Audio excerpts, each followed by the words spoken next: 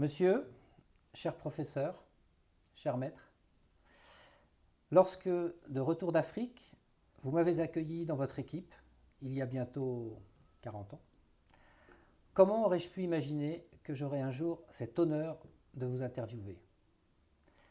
Cet entretien a d'autant plus de valeur qu'il est destiné à l'enseignement, composante de notre métier que vous avez toujours valorisé, innové, magnifié comme rarement, et que je m'efforce de poursuivre à mon modeste niveau. Vous êtes un créateur, un fondateur. Vous avez effectivement créé un département des maladies infectieuses et tropicales, de parasitologie, mycologie et de santé publique, pour lequel votre priorité quotidienne était le bien-être des patients. L'intitulé de ce département, en quelques mots, ne dit pas les combats nécessaires pour parvenir à son développement. Vous avez créé un institut, puis une association dont vous nous parlerez peut-être. Vous avez surtout créé un tissu relationnel avec les pays d'Afrique subsaharienne qui perdure aujourd'hui. Vous avez largement contribué à la lutte contre le paludisme et contre l'infection à VIH dès son émergence. Pour tout cela, il vous a fallu parfois bousculer les mentalités et les institutions, y compris comme président de l'Académie de médecine. Vous continuez inlassablement à porter les valeurs du partage sans frontières. C'est parce que vous avez su faire confiance à vos collaborateurs en sachant déléguer que vous continuez et continuerez de rayonner. Je tiens donc à vous dire merci d'avoir accepté cet entretien et surtout merci tout court. Eh bien Frédéric, merci pour tout ce que vous venez de dire. Ça me touche profondément. Je ne savais pas que j'avais fait autant de choses. Vous faites bien de me le rappeler parce qu'avec l'âge, la mémoire s'étiole.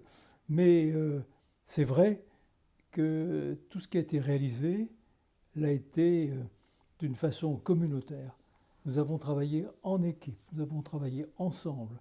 Et c'est le rôle d'un chef de service, d'un chef d'équipe, d'un chef de groupe, c'est de rassembler et de placer les uns et les autres au poste où ils ont envie de travailler, où ils ont envie d'être. On ne peut pas aller contre les souhaits des uns et des autres à partir du moment où ils s'intègrent bien dans l'ensemble communautaire qu'on veut construire. On ne peut, en les mettant au poste qu'ils ont choisi, que mobiliser activement chacun pour le bien de la communauté, et on atteint beaucoup plus facilement les objectifs. Alors c'est à ça qu'il faut convier peut-être les plus jeunes qui nous écoutent et qui sont intéressés par les drames sanitaires du monde actuel. Je ne sais pas quelle question vous voulez me poser plus précisément, mais je voudrais dire au début de cet entretien que nous sommes à un tournant, incontestablement. L'informatique a changé un peu les rapports entre les uns et les autres. Nous sommes, les gens de mon âge, peu attirés par la relation à travers l'informatique, mais séduits par tout ce qu'elle peut apporter. Et conscients que tout se passera aussi par cette voie-là dans l'avenir. Seulement, il ne faut pas qu'elle nous incarcère, qu'elle nous casse, qu'elle nous brise, et que le rapport entre le médecin et le malade s'en trouve affecté. Il va falloir se battre pour que l'intelligence artificielle, pour que toute l'e-santé, tout ce qui tourne autour de la modernité ne soit pas une raison de briser le dialogue indispensable qui doit être maintenu entre le malade et le médecin. Ça, c'est très important. Je pense à un de mes collaborateurs qui avait été malade lui-même et reçu par un de ses confrères, une femme de surcroît, qui n'a pas quitté les yeux de son écran pendant tout l'entretien. Et il était revenu tout à fait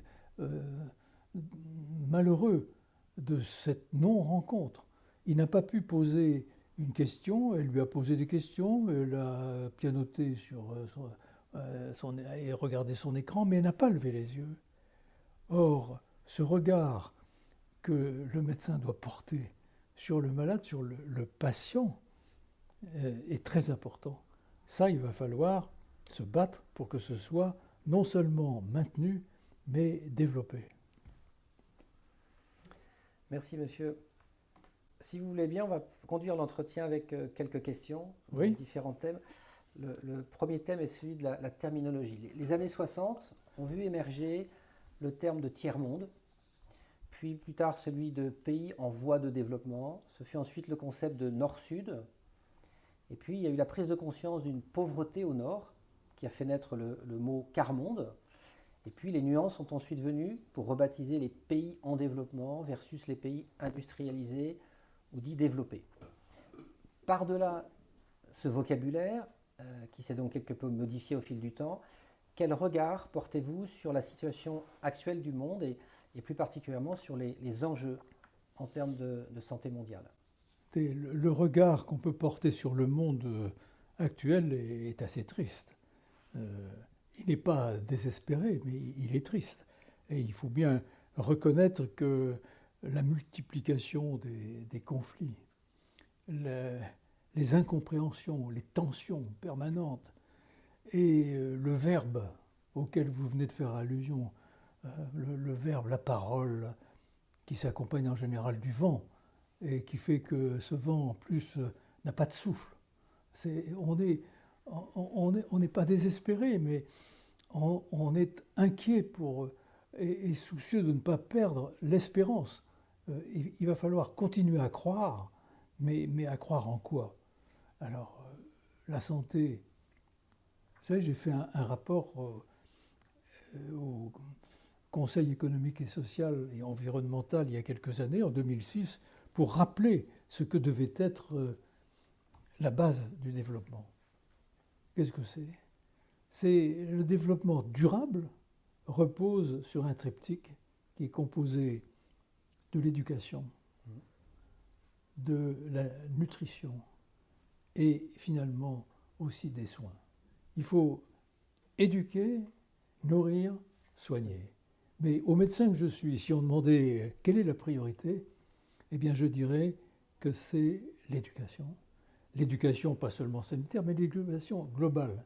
On voit bien actuellement les dérives auxquelles nous assistons, qui tiennent avant tout d'une acculturation et d'une absence d'autocritique, de remise en cause, de remise en question.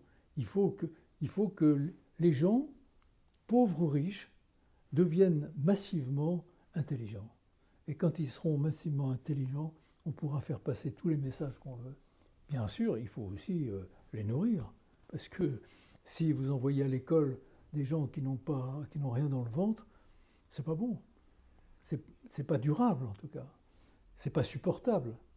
Et si finalement vous les nourrissez, vous les éduquez, ils comprendront quel est le type de soins qu'il faut leur accorder. Et ça, je crois qu'il est très important qu'on insiste sur une notion, c'est le droit à la santé. Tout le monde a droit à la santé.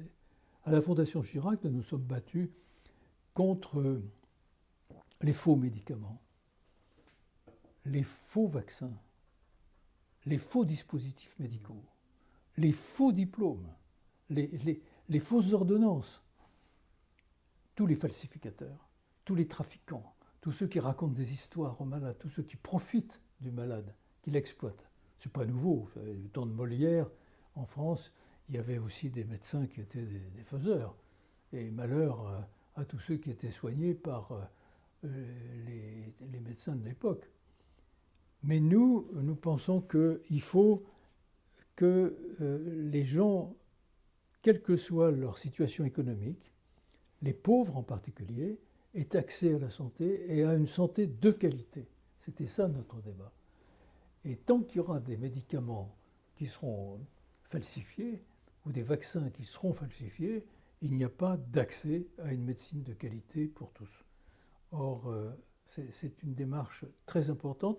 C'est celle qui m'anime actuellement après une longue carrière hospitalo-universitaire et dans le domaine humanitaire, puisque j'ai présidé aussi la Croix-Rouge française pendant 8 ans et que j'ai essayé de faire bouger cette grande institution caritative, la première de France et l'une des plus importantes d'Europe.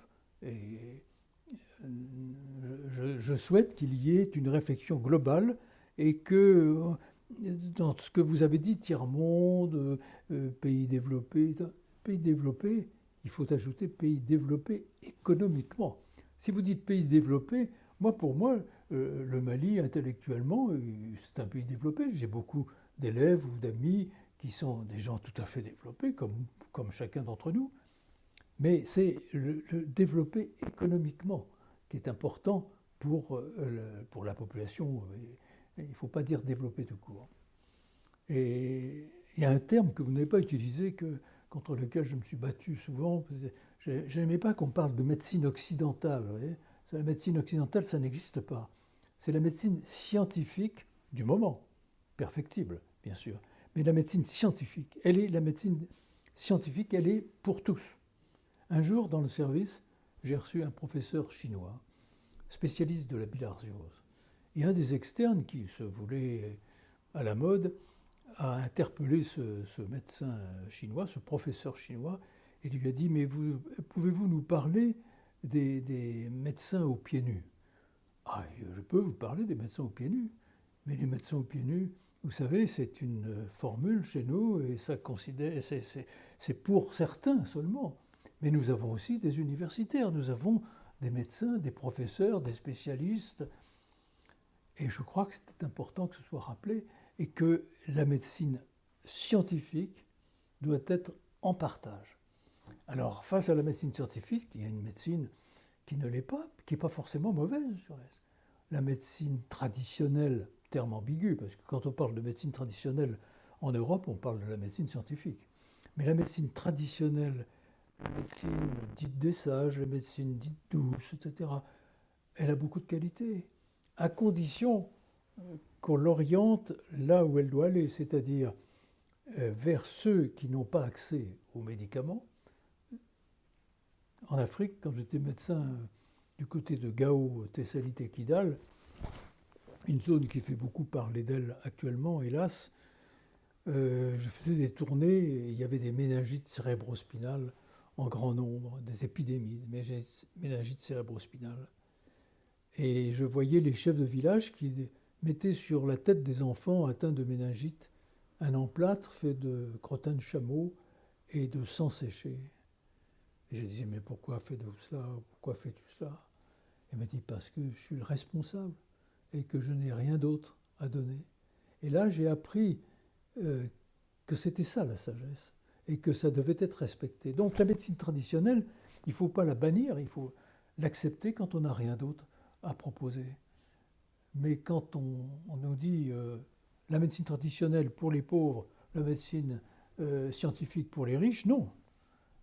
Quand l'Organisation mondiale de la santé a, en 1978, à Alma-Ata, qui était encore en URSS, proposé la déclaration d'Alma-Ata, en disant il faut, je résume, mais un peu pour tous plutôt que tout pour quelques-uns. C'est-à-dire, on va donner accès aux soins de santé élémentaires, qui ne coûtent pas cher, pour tout le monde. Les soins de santé secondaires, ceux des dispensaires, etc., ça coûte déjà de l'argent, il va falloir qu'il y ait des agents spécialisés dedans, mais surtout, en troisième lieu, les soins de santé tertiaires, l'hôpital, ça coûte trop cher, on n'en veut pas. 1978, Frédéric. 1980, nous sommes dans une période encore triomphaliste, où on pense qu'avec les mesures d'hygiène, avec les antibiotiques, avec tous les médicaments dont on pouvait disposer à l'époque, les maladies infectieuses vont disparaître. Et 1981, émerge un virus qu'on n'attendait pas, qui s'appelle le virus du sida. Le VIH apparaît. Dans le service, on a été rapidement débordé par le nombre de patients qui avaient des maladies parasitaires liées à l'immunodépression dont ils étaient victimes à cause du virus et qui apparaissaient comme révélatrices. ces affections parasitaires, de la maladie virale. Et cette maladie virale, elle a été extraordinaire. 1981, 1983, on isole le virus à partir, vous vous en souvenez, d'un ganglion prélevé chez un de nos malades, porté à l'Institut Pasteur, pour que les pastoriens cherchent à l'intérieur et trouvent le virus responsable, le VIH-1, avant que le VIH-2 complète la gamme. Ceci, c'est un souvenir dramatique, et je rappelle quand même que le VIH a tué dans les 30 premières années 30 millions de personnes, 30 millions de jeunes, 30 millions d'hommes et de femmes.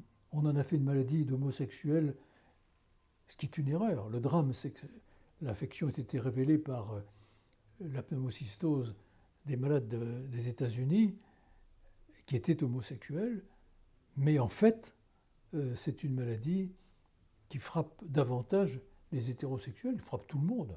Et si les premiers cas de sida avaient été des femmes ou avaient été des enfants, on n'aurait pas eu cette discrimination au début, ce rejet des malades atteints par le VIH. Je dis tout cela parce que la réémergence ou l'émergence nouvelle de maladies infectieuses qui étaient inattendues a été choquante pour nous.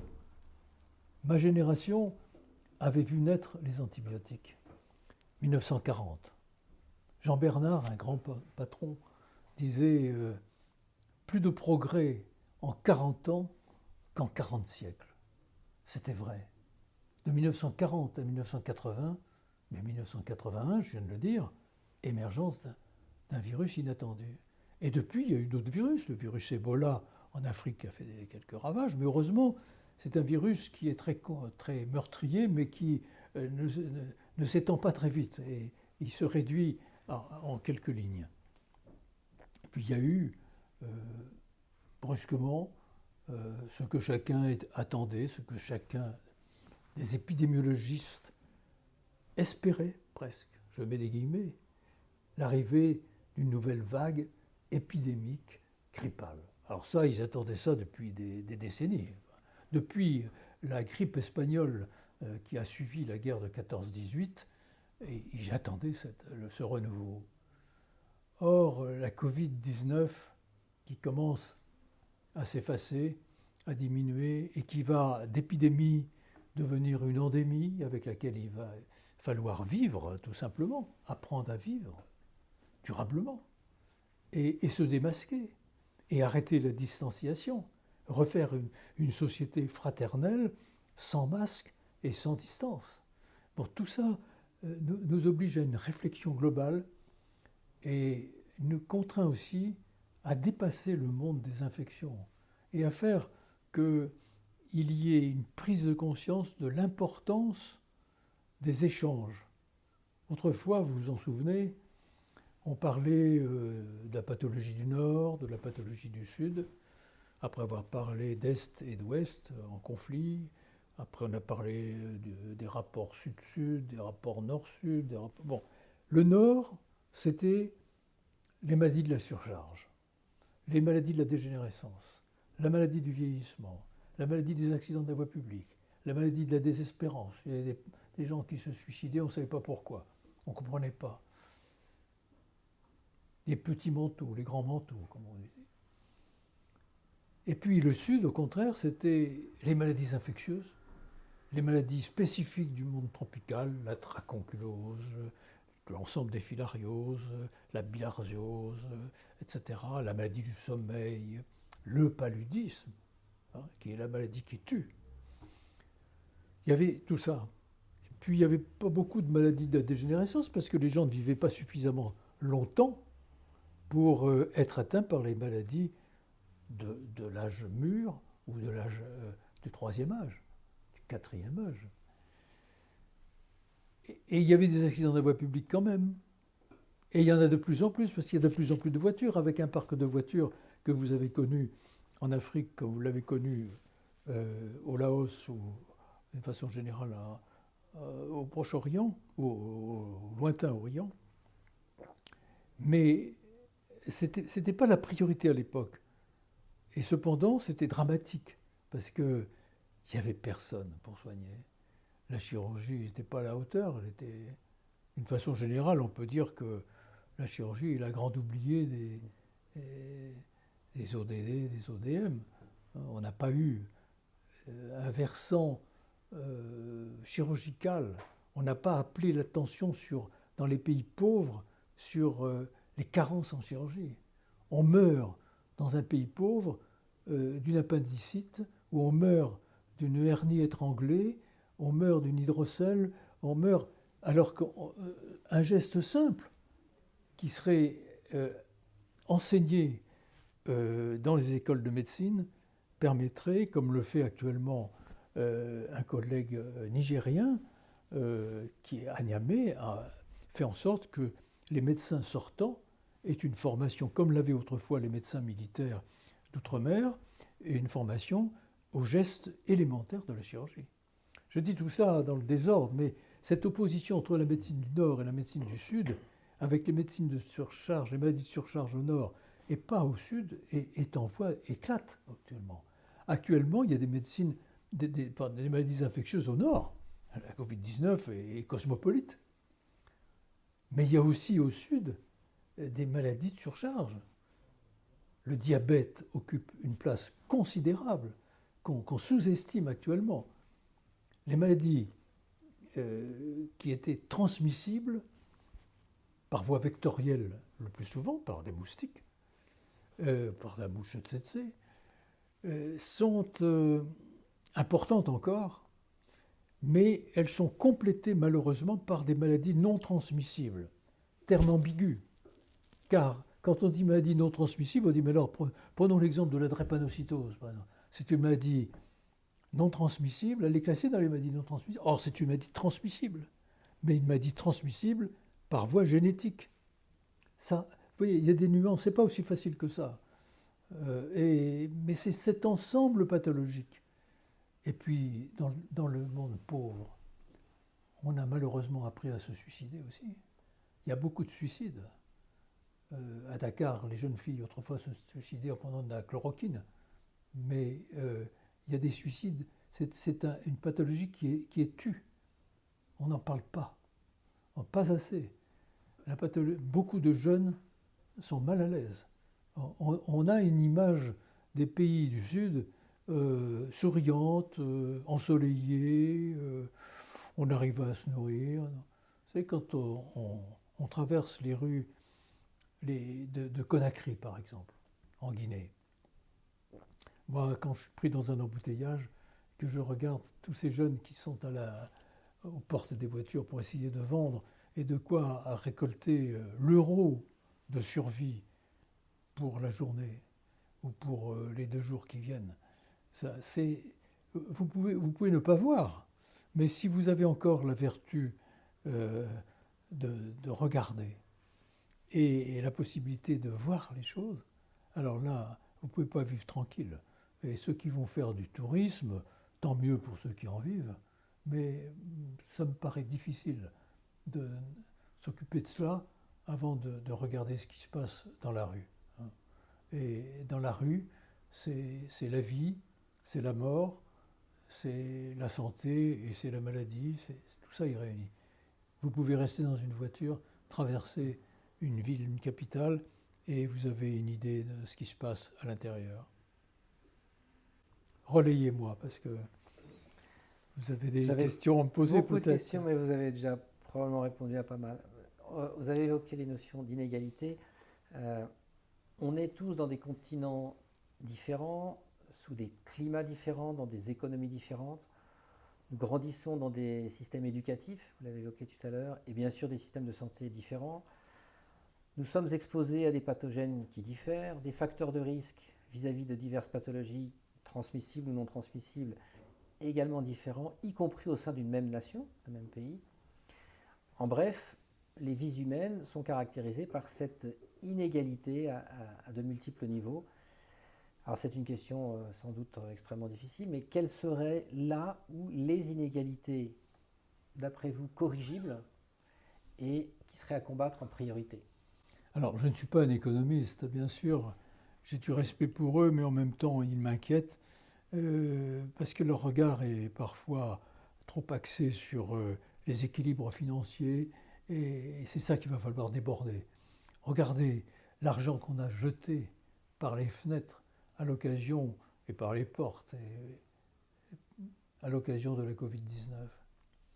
Vous savez combien coûtent les tests, uniquement les tests de dépistage? En France uniquement, ça a coûté 10 milliards d'euros. 10 milliards d'euros. On les a trouvés. Et on ne trouve pas de quoi faire, de réduire les différences qui feraient que les gens seraient un peu plus heureux, vivraient peut-être mieux et surtout seraient moins agressifs. Parce que un des éléments qui est contre la santé, c'est la déstabilisation politique. Vous ne pouvez pas maîtriser la santé, assurer une bonne santé aux gens s'il n'y a pas la sécurité sur les routes. Les équipes qui circulent et qui tentent de joindre les populations à risque ont besoin d'être en sécurité. Si vous voulez programmer une longue action pour la santé, il faut que dans la région envisagée, il y ait la sécurité.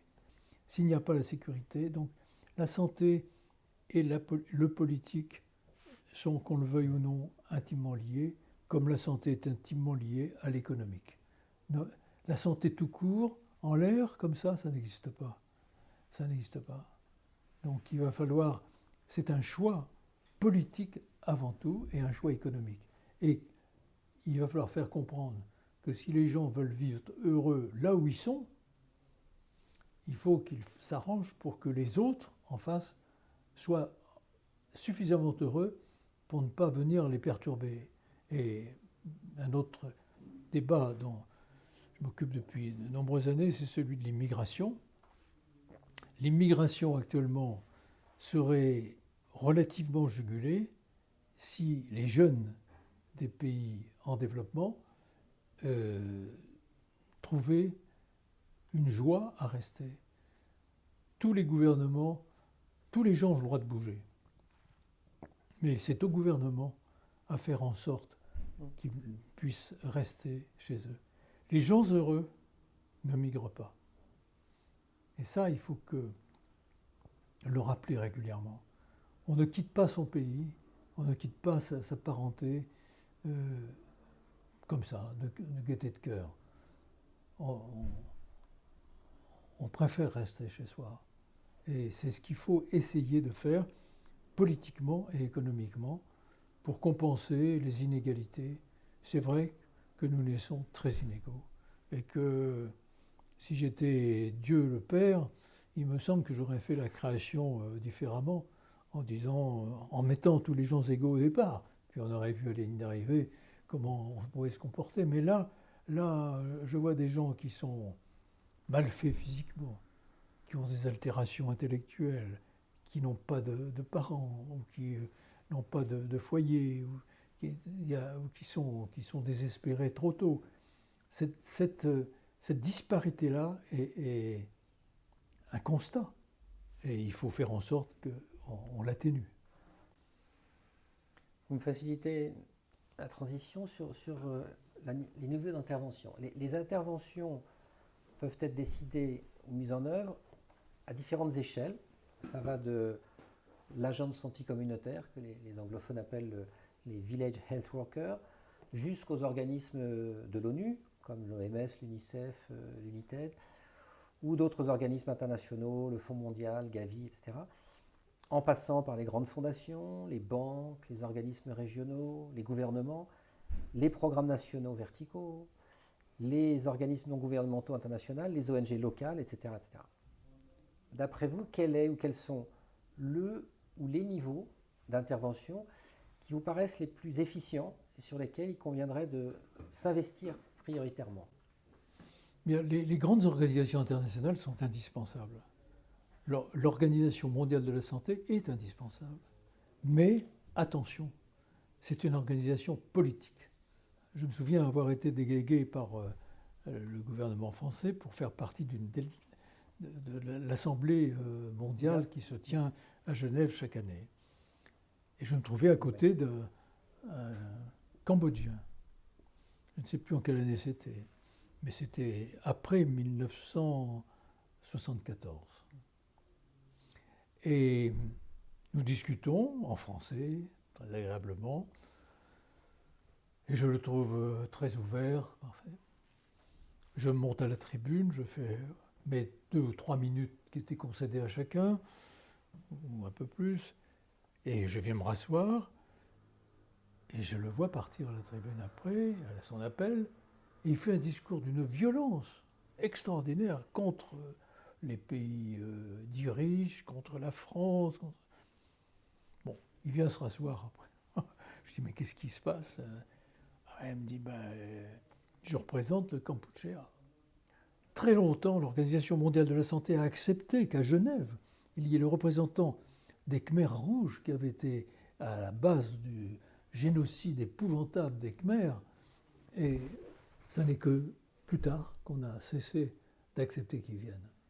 C'est une organisation politique. Et ça la tue en partie. Ça la tue parce qu'elle n'a pas suffisamment d'argent pour être suffisamment active, efficace, et ça la tue parce qu'il y a des barrages. Prenons l'exemple des faux médicaments. La Chine et l'Inde, des puissances. Le Brésil à un moindre degré. Quand on a lancé l'opération de lutte contre les faux médicaments, ce sont ces pays qui sont des producteurs de vrais bons médicaments.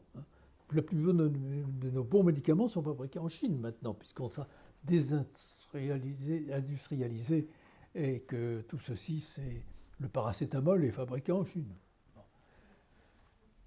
Et tous ces pays se sont ligués pour dire à l'OMS, arrêtez, pas d'histoire là-dessus. Parce qu'à côté des bons médicaments, dans les garages, dans les sous-sols, dans les usines parallèles, on fabriquait les faux médicaments. Et tout ça rapportait beaucoup à l'économie souterraine de ces pays. Donc attention, l'Organisation mondiale de la santé est indispensable, mais il faut la corriger. Et la grande réforme qu'on attend de l'OMS n'est pas encore pour tout de suite. L'UNICEF, longtemps, l'UNICEF, c'était le bureau aux États-Unis, et l'argent qu'on récoltait en France pour l'UNICEF partait aux États-Unis, qui nous le renvoyaient après, au fur et à mesure des décisions qui étaient prises à distance. Elles sont parfois donc loin du terrain d'exécution. Elles sont trop éloignées. Il y a trop de fonctionnaires en poste à Genève pour l'OMS, par exemple, ou ailleurs aux États-Unis pour l'UNICEF. Et heureusement, l'UNICEF a corrigé un peu ce tir et maintenant, l'UNICEF France a une liberté d'action plus grande qu'autrefois. Quand vous parlez le Fonds mondial ou bien Gavi pour les vaccins, c'est très respectable et j'ai été proche du président Jacques Chirac à ce moment-là pour les problèmes de santé et on a favorisé la création du Fonds mondial. Mais nous dotons la France, le Fonds mondial de, je crois, 600 millions d'euros par an, peut-être un peu moins. 350, je crois. Ah non, plus que 350. Bon, enfin, peu importe le chiffre. C'est pas de l'argent nouveau, c'est de l'argent qu'on a pris sur le bilatéral, qui autrefois était d'un rapport direct et plus facile à mettre en place et à contrôler. Et on a pris cet argent, on a mis, parce que la France était poussée par des grandes puissances, comme les États-Unis d'Amérique, à faire du multilatéral. Mais les mêmes qui nous poussaient à faire du multilatéral dans le Fonds mondial, dans Gavi, dans d'autres, dans United, c'est de l'argent français qui passait ailleurs. Et l'action de la France était complètement gommée. Donc, notre combat actuellement, c'est de dire oui aux financements internationaux, mais pas au détriment trop lourd contre les financements bilatéraux. Et nous voulons pouvoir dialoguer avec nos interlocuteurs. On a créé des écoles de médecine un peu partout dans les pays du Sahel, au début un peu trop, mais maintenant elles sont indispensables. Je prends l'exemple de la faculté de médecine de Bamako, c'est formidable, il y a des gens remarquables qui sont là-bas. J'ai réussi à faire élire à l'Académie de médecine de France quelques correspondants maliens dont je m'honore qu'ils soient parmi nous. Et c'est important pour eux, mais c'est important pour nous aussi. Et tout ça, il faut que ce soit des outils mobilisables au service des populations. C'est ça, il faut leur rappeler aussi qu'ils ne sont pas là pour avoir un titre, mais pour avoir un titre qui serve au service. Nous avons été, l'un et l'autre, habitués à travailler dans un service. Et quand j'étais chef de service à la Pitié-Salpêtrière, je rappelais souvent que nous étions au service d'eux, au service des malades, au service des familles. Et que c'était ça qui faisait l'honneur de notre métier. Bon, alors on s'écarte un peu de votre question, mais je pense qu'il faut rappeler que les organismes internationaux, indispensables, ne doivent pas perdre l'idée du terrain et que les gens de terrain sont indispensables, il n'y en a pas assez dans ces structures. Ô combien. En termes de stratégie, dans la mesure où on est dans un contexte nécessairement contraint, que ce soit en termes de ressources humaines, de ressources financières, de moyens financiers, les choix s'imposent. Et ces choix supposent de prioriser les interventions.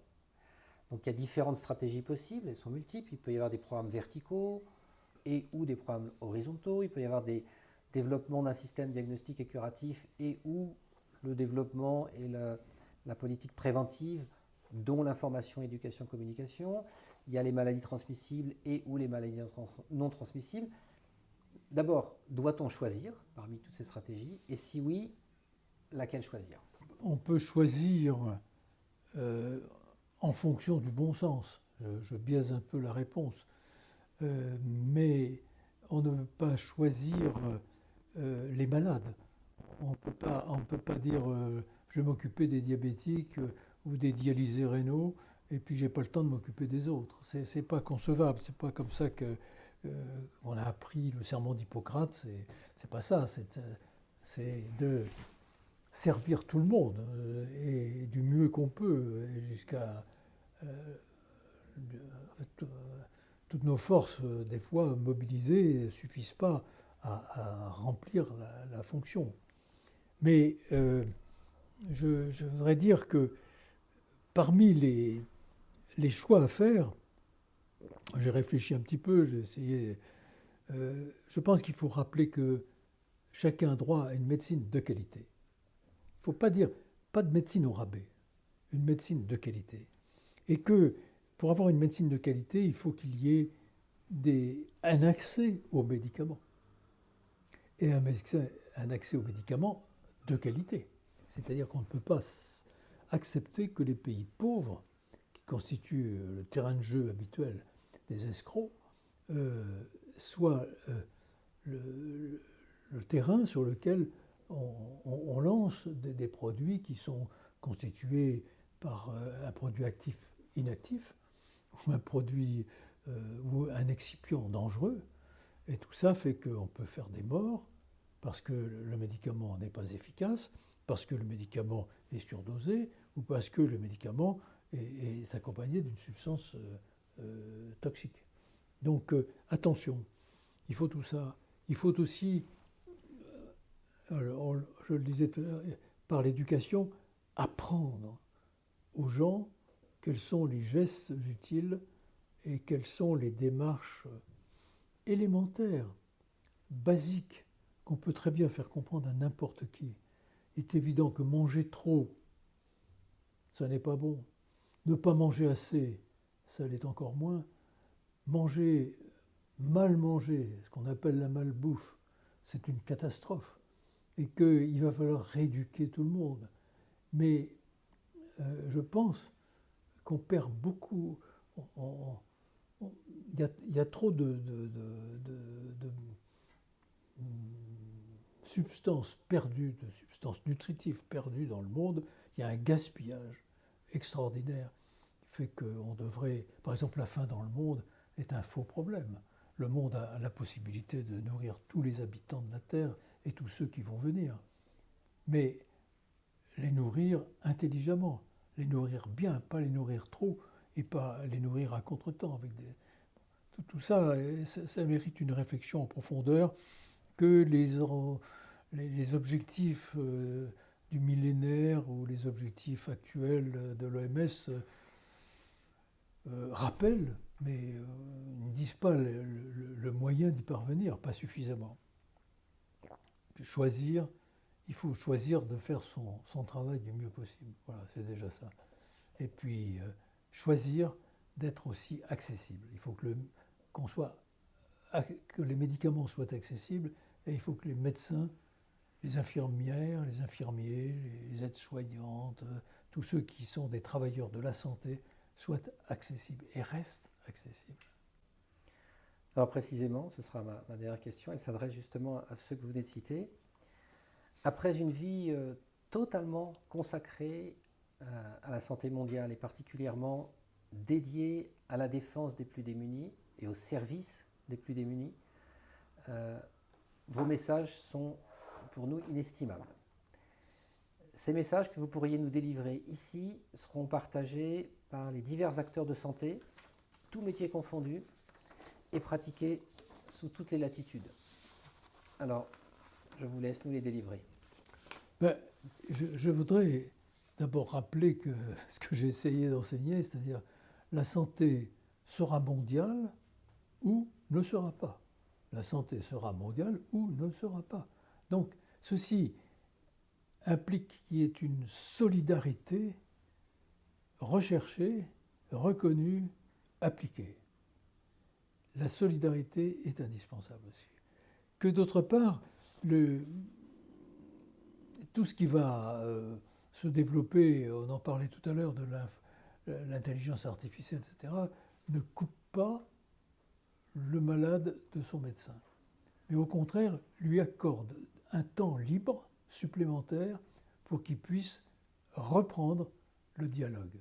Et ça, c'est indispensable. Sinon, on va voir arriver et se multiplier les gourous qui vont dire « Mais moi, je prends le temps de vous écouter, je vous écoute, je ne vous dis rien, je vous laisse parler. » Et puis, ou je vous dis ce que vous attendez qu'on vous dise. Mais c'est pas ça. Ce qu'il faut, c'est un message, un dialogue avec quelqu'un qui connaisse la question et qui soit en mesure de lever les pesanteurs pathologiques. Il faut, d'autre part, qu'il y ait une relation plus rationnelle entre le monde de l'argent public, qui est un prélèvement sur la population, et le monde de l'argent privé, qui est un prélèvement aussi, mais avec des bénéficiaires plus limités. Et on parle souvent des fondations comme Bill Gates. Bon, c'est très bien, Bill Gates a fait un très beau travail en donnant... Mais il a un budget tellement élevé, plus élevé que celui de l'OMS pratiquement, pour que finalement c'est lui qui va diriger la santé du monde. Or, il a peut-être des idées excellentes, mais il peut aussi, tout en ayant de l'argent, avoir de mauvaises idées ou des idées qui ne correspondent pas aux priorités sanitaires. Donc, et puis de toute façon, vous savez, les gens qui ont beaucoup d'argent, ils donnent habituellement le trop-plein et pas l'essentiel. Il y a un évangile qui rappelle ça en disant la pauvre femme qui donne un petit quelque chose. Ça, c'est plus important que le riche qui donne ce qu'il a en trop. Ce qu'il faut, c'est se souvenir de cela, c'est que le don, il faut qu'il soit vraiment généreux, mais il ne faut pas qu'il soit seulement une arme permettant à ceux qui ont eu la chance de réussir économiquement de devenir des acteurs politiques et des décideurs des orientations sanitaires. Et il faut se méfier de ça. Et moi, je voudrais rappeler que, je le dis un peu par provocation, que je suis contre la dépendance des populations. Je suis contre, mais résolument contre, la notion d'indépendance, qui est une notion absolument ridicule. Personne n'est indépendant. Les pays, les États-Unis, la Chine, la France, personne n'est indépendant. On est tous dépendants, on est tous. Il faut prôner l'interdépendance. Et on retombe sur la notion de solidarité obligatoire, bénéfique pour tous, parce que nous sommes interdépendants les uns des autres et que personne dans ce monde ne peut... C'est là le bénéfice d'une épidémie comme la Covid-19. Personne n'est totalement d'accord. Les voyages des sujets, des personnes, sont aussi les voyages des virus et les voyages des bactéries, les voyages des parasites. Tout le monde voyage. Les frontières, ça n'existe pas, c'est une vue artificielle. Donc il faut apprendre à être solidaire, et je crois qu'il faut aussi insister sur une notion dont le monde a de plus en plus besoin, c'est celle du retour de l'espérance. Je pense qu'il y a une espèce de désespoir communautaire partout, que ce soit dans les pays pauvres, dans les pays riches. Il faut retrouver la joie de vivre, ou comme les gens de mon âge, de survivre, et que on ne survit, on ne vit qu'avec l'espoir et l'espérance. Et il faut croire en ce qu'on fait, croire que, au fond, on n'est peut-être pas sûr d'être immortel dans l'immédiat, mais que on se dirige plus ou moins vers une conquête de l'immortalité.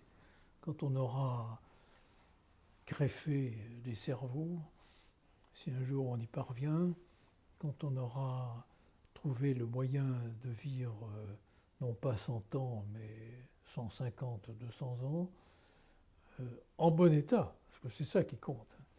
Parce que quand on dit, mais monsieur, vous avez tel âge, vous serez un centenaire, mais un centenaire, actuellement ça veut dire quoi être un centenaire? Survivre, mais pourquoi faire, d'une part? Survivre, et dans quel état? Ça, ce sont deux questions qui intéressent les médecins et les futurs médecins. Monsieur, mon dernier mot. Merci. On recommence tout.